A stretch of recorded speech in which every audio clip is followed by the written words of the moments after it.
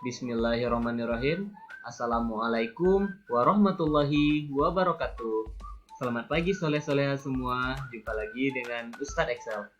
Nah, pada pagi hari ini Ustadz doakan semoga anak-anak Ustadz semua dalam keadaan sehat walafiat hendaknya. Amin ya robbal alamin. Nah, soleh-soleha semua, pagi hari ini kita akan belajar masih tema 3 tentang peduli terhadap makhluk hidup. Subtema 1, hewan dan tumbuhan di lingkungan rumahku, pembelajaran keempat. Nah, sebelum kita memulai pembelajaran, ada baiknya kita berdoa terlebih dahulu. Doa akan Ustadz pimpin ya soleh-soleha. Baik, kepada soleh-soleha semua, berdoa mulai. Berdoa selesai. Nah, sebelum itu Ustadz mau tanya, siapa yang masih ingat dengan pembelajaran kita kemarin? Nah, kemarin kita belajar mengenai bagian-bagian tumbuhan. Ada berapa bagian-bagian dari tumbuhan? Bagus, tumbuhan terdiri dari 6 bagian. Apa sajakah itu? Bagian tumbuhan yang pertama yaitu akar. Nah, akar fungsinya yaitu untuk menyerap zat-zat mineral dan air yang berada di dalam tanah. Namun, ada juga sebagian tumbuhan yang memiliki akar tidak hanya fungsinya untuk menyerap zat-zat mineral dan air, namun sebagai tempat menyimpan cadangan makanan. Contohnya seperti umbi-umbian. Nah, selain akar, apalagi ya bagian dari tumbuhan yang lain? Nah, bagian dari tumbuhan selanjutnya yaitu batang. Nah, batang fungsinya itu untuk mengalirkan air dan zat-zat mineral yang telah diserap oleh akar. Nah, kan tadi akar menyerap zat-zat mineral dan air ya soleha. Lalu tugas si batang ini yaitu menyebarkan ke seluruh tumbuhan ini zat-zat mineral dan air yang telah diserap tadi.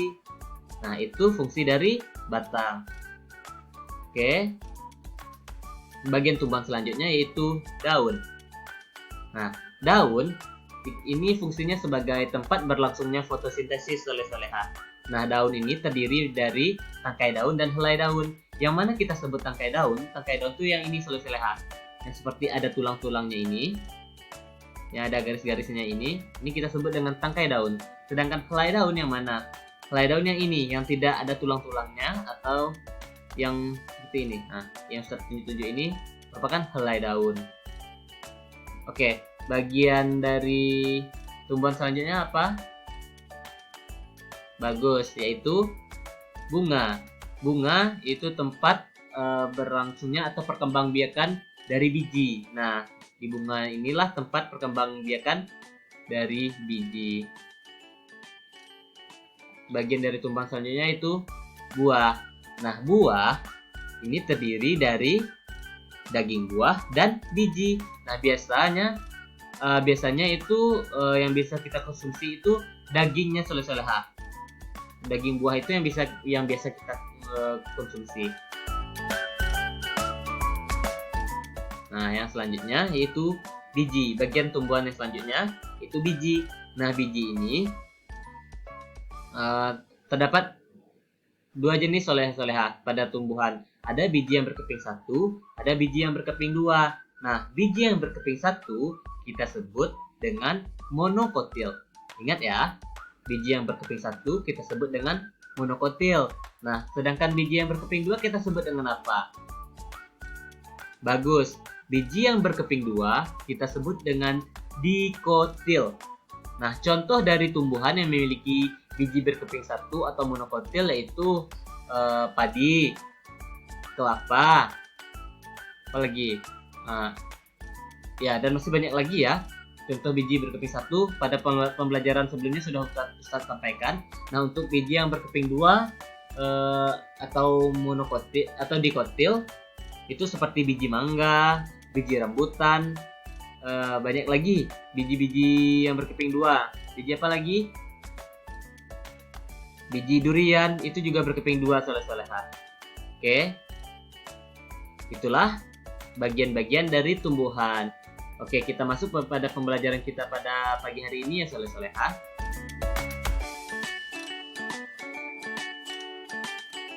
Nah, pembelajaran keempat, soleh-soleha semua, sikap baik apa lagi yang bisa kita lakukan untuk tumbuhan di sekitar kita?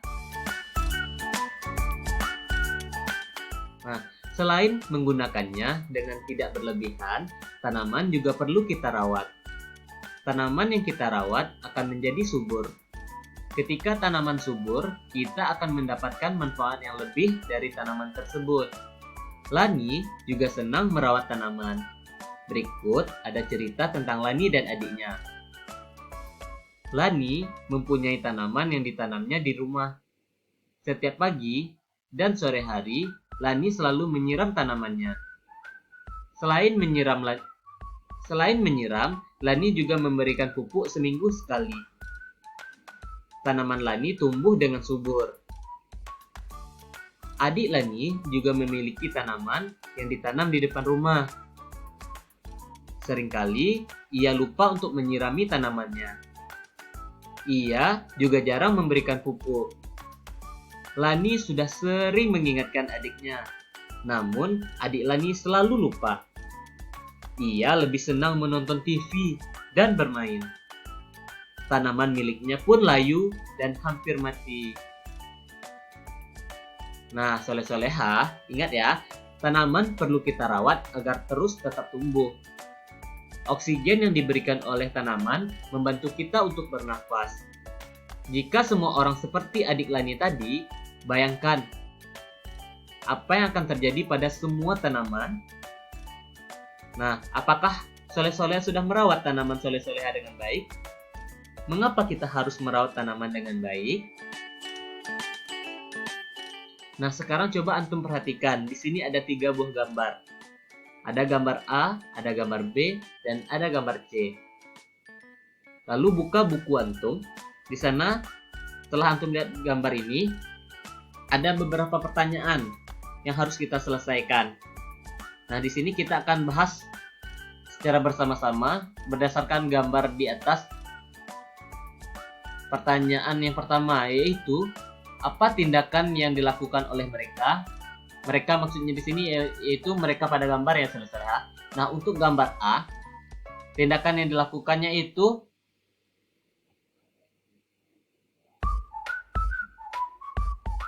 menyiram tanaman. Nah, pada gambar A ini ada seorang anak yang menyiram tanaman. Pada gambar B, nah, di sini ada seseorang yang sedang membakar hutan soleh-soleha. Tindakan yang dilakukannya. Nah, untuk pada gambar C, apa yang mereka lakukan? Sedang merawat tanaman. Nah, itulah contoh dari pertanyaan yang pertama yang sudah kita bahas secara bersama-sama soleha.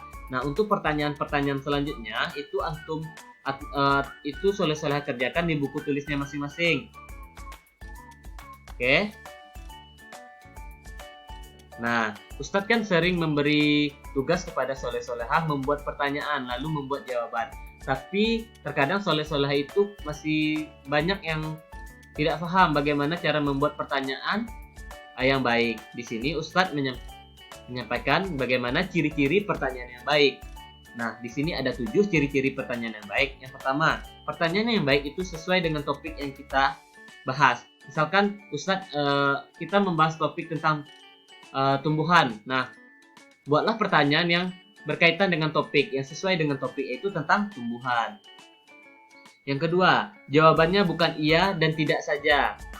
Dan yang ketiga, antar pertanyaan saling berkesinambungan. Yang keempat, menggali lebih banyak informasi. Yang kelima, bahasanya yang benar.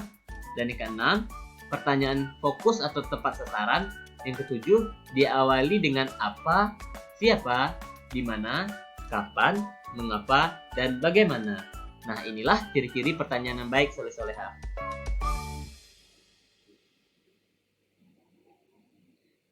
Alhamdulillahirabbil alamin. Sampai di sini pembelajaran kita pada pagi hari ini. Ustadz harap soleh-soleha semua dapat mengerti apa yang kita pelajari pada pagi hari ini. Ustadz akhiri pembelajaran kita dengan doa kafaratul majlis.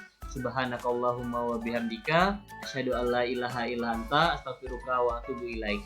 Assalamualaikum warahmatullahi wabarakatuh.